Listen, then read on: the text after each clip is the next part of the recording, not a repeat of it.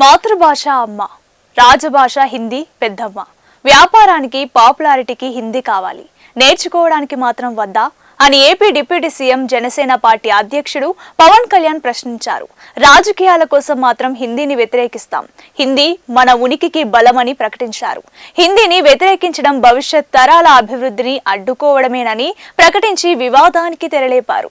హైదరాబాద్ లో శుక్రవారం రాజ్య భాష విభాగం స్వర్ణోత్సవ సమ్మేళనంలో పవన్ కళ్యాణ్ హాజరై కీలక ప్రసంగం చేశారు. మాట్లాడే ప్రతి భాష జీవ భాషే, రాజభాష మాత్రం హిందీనే. ఇంట్లో మాట్లాడుకునేందుకు మాతృభాష ఉంటే ఇంటి సరిహద్దు దాటితే మాట్లాడుకోవడానికి హిందీ అవసరమని పేర్కొన్నారు. దేశం మొత్తాన్ని ఏకం చేయడానికి హిందీ దారులు వెతుకుతోందని, అలాంటి భాషను స్వాగతిస్తున్నట్లు ప్రకటించారు. హిందీ మనది, హిందీని ప్రేమిద్దాం, హిందీని ముందుకు తీసుకెళ్దామని పవన్ కళ్యాణ్ పిలుపునిచ్చారు. మాతృభాష అమ్మ అయితే రాజభాష హిందీ పెద్దమ్మ లాంటిదని అభివర్ణించారు. మన దేశం రకరకాల సంస్కృతులు, సాంప్రదాయాల సమ్మేళనం. తాగే నీటి రుచి ప్రతి కిలోమీటర్ కి మారిపోతే మాట్లాడే భాష మాత్రం ప్రతి అడుగుకి మారిపోతుందని తెలిపారు. అరుణాచల్ ప్రదేశ్ లో 50కి మించి భాషలు వాడుకలో ఉన్నాయి. వారంతా అధికారికంగా హిందీనే వాడతారని వివరించారు.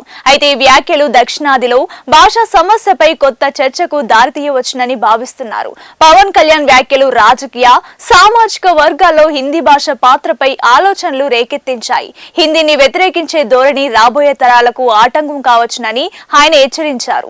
భాషలను కలుపుకొని ముందుకు సాగడం ద్వారా దేశ ఐక్యతను బలోపేతం చేయవచ్చునని ఆయన పేర్కొన్నారు. ఈ విషయంపై దక్షిణ రాష్ట్రాల్లో విభిన్న అభిప్రాయాలు వ్యక్తమవుతున్నప్పటికీ పవన్ వాదన కొత్త దృక్పథాన్ని అందించిందని విశ్లేషకులు భావిస్తున్నారు. అది విషయం.